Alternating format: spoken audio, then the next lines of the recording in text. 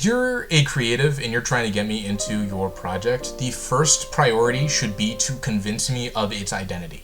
There's so much media and so much content out there that if you look identical to everything else, I'm not going to waste my time on whatever you're trying to sell me. So while movies can nail realism with stuff like composition and color grading and camera movement and cinematography and all that juicy stuff, video games can't do that. So it's bizarre to me why the industry keeps trying. It's an issue that I've had with the games industry for years now, where a whole game's point of contention for your wallet is just its realism.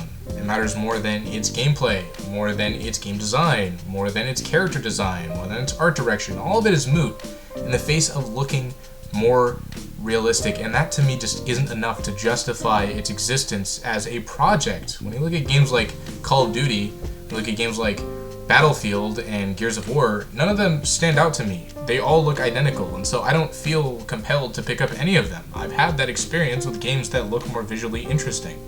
And when we look at games like Mario, because that's not even a game that's supposed to have a realistic art style, and you tell me that Mario has more hair follicles in Odyssey than Mario Kart 8, and so therefore I should care more about it, I can't help but feel that we've lost the plot.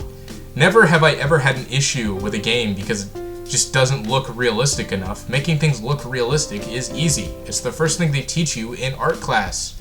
It's making things look interesting that's the hard part. And while movies can nail that with the stuff I talked about in the beginning, like cinematography, color grading, camera movement, all that good stuff, when you try to nail that in video games, it's not just difficult to grab the essence of, it's downright counterproductive.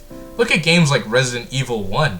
It's trying so hard to nail that aura that horror movies had at the time, and while it does work in grabbing that, it's immediately broken by the fact that the controls are like this.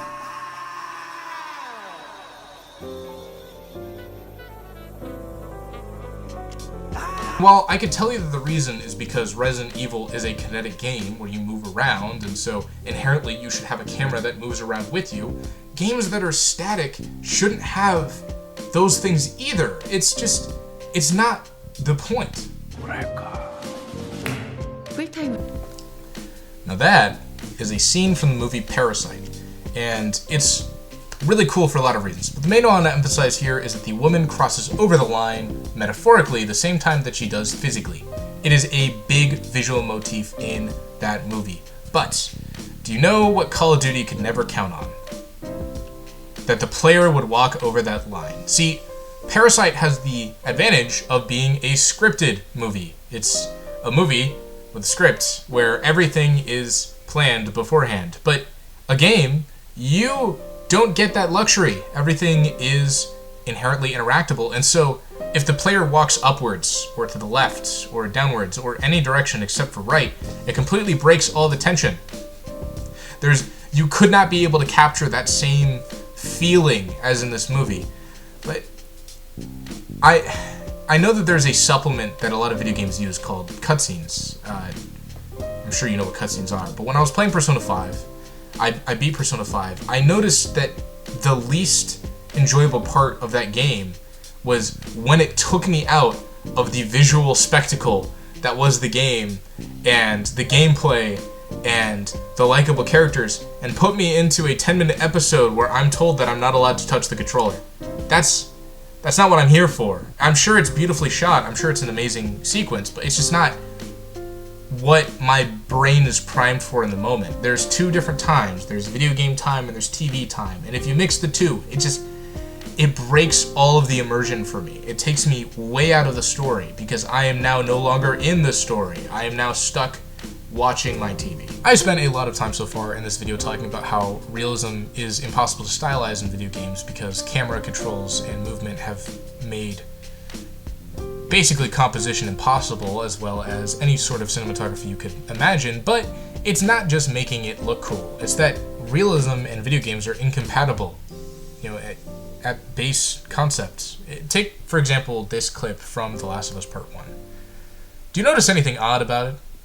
See, even if you imagined that it was taken on a phone, even if you imagined that this was a real-life picture, there is a clear issue here. In the bottom right corner, the game still has to convey to you information. And right here, the game still has to convey to you which buttons to press. And that would be impossible to do in a realistic situation. It would be impossible to do in a scenario where the game goes for complete and full realism. You'd never be able to know how much health you have. You'd probably only half the time know which gun you are holding at the moment. And you'd probably only a third of the time know how much ammo you have. And all of it would be guesstimating, and it would not be fun.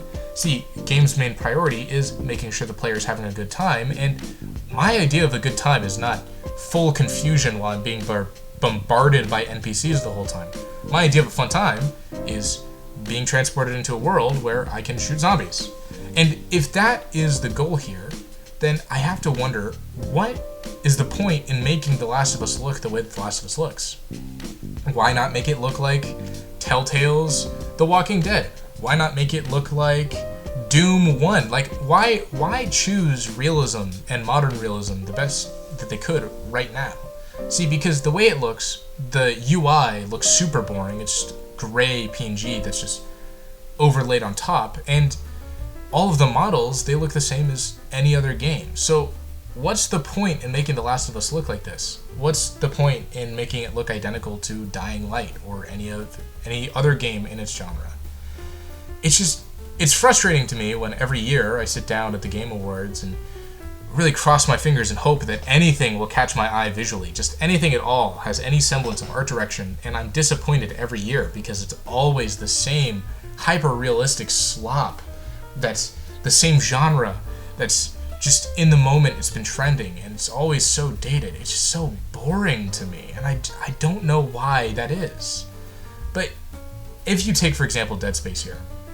Now, Dead Space is probably one of my favorite games of all time, and at first glance, that might seem contradictory to what I'm talking about here. Look at those picturesque textures, look at those gleaming frames that you can't even count because there's more than your eyes and brain can process.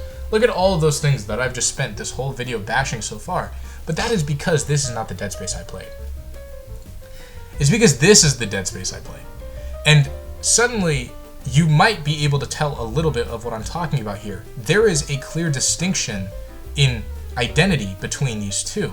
And while yes, you are able to count the polygons on Dead Space Classic, yes, the textures you can see the pixels on if you look hard enough, those aren't flaws to me. The game knows it's a video game, and that works in its benefit in order to make it look more interesting. And I don't think that was the goal. See, at the time, they were trying their best to make it look as realistic as they could, but they couldn't because of the technological restraints. It's the same reason why Fallout New Vegas looks different from Fallout 76. It's because they both tried their best to look as realistic as possible, but they couldn't. And because they couldn't, they had to find clever ways in order to make it seem as if it's its own world. And that accidentally generated art styles. That made it so Dead Space 1 is more discernible from Dead Space Remake. And do you know how I know Dead Space 1 is more discernible than Dead Space Remake? Because the clip that's on screen right now is Calypso. That's not Dead Space Remake. That's a different game entirely. It was announced at the Game Awards in 2022. That game is not the game that you think it is. And that would never be a problem in the Dead Space era, because nothing could look alike. Nothing could look the same because nobody had the technical capabilities to make things look realistic. Let's even, for a second, think about what the goal is here. What is the end game of making everything look realistic? Because realism, when you boil it down, is just an art style, right? So if you are able to make everything look picturesque, you're able to make everything look as if it's real life, taken in your backyard, took your phone out, took your camcorder out, whatever. What visually discerns Fallout 5 from The Witcher 6, right? Like, what would discern those two visually? Because it can't be the art direction if we're going for realism. They look identical because they're both in the same world, right? It would only be story, and I can't tell your story from your trailer, man. I can't tell your identity from your trailer unless you have some art style there, unless you have some stylization, unless you have some colors, you know? There is a reason why I think Fallout New Vegas has more feeling than Fallout 76, and the big one is that Fallout 76 is just newer, and Fallout New Vegas is just older. And because of that, they have different approaches in making you feel like you were in the world. Fallout 76, it tries its best to make you feel that you're in the world by making things look like as close to the real world as possible. But Fallout New Vegas, it has to get more creative there. It has to make everything look as uniform as possible. It's the same reason why a NPC looks like it belongs in the same world as the Yes Man in Fallout New Vegas. It's also the same reason why the aliens in Fallout 76 look so fucking out of place compared to everything else in that game. It's because it is impossible to make realism cohesive unless everything is really at that same level, and you can't really nail that with modern graphics. And even in the future, when you can nail that, it doesn't make any sense why you would even try. What are you selling to me? It can't be realism, because realism is just, it's literally just the same game again. I can't express to you how strange it is to me that I genuinely read an article at the day of Mario Odyssey's release that said that Mario had more hair follicles in his mustache in Mario Odyssey than he did in Mario Kart 8. We have seriously lost the plot. Hey all, Scott here. Nope, can't say that. Pretend I didn't. Listen, I hope you enjoyed the video. That's I don't know why I commanded your attention like that. It didn't really need that much attention. If you care, you can subscribe and come back later, or you can check out one of those videos. That'd be cool of you also. Or you could proclaim your undying hatred for me in the comments. I don't care either way. Post me in the algorithm. But I hope you have a good night. That's actually it. I don't have anything else to say. Bye now.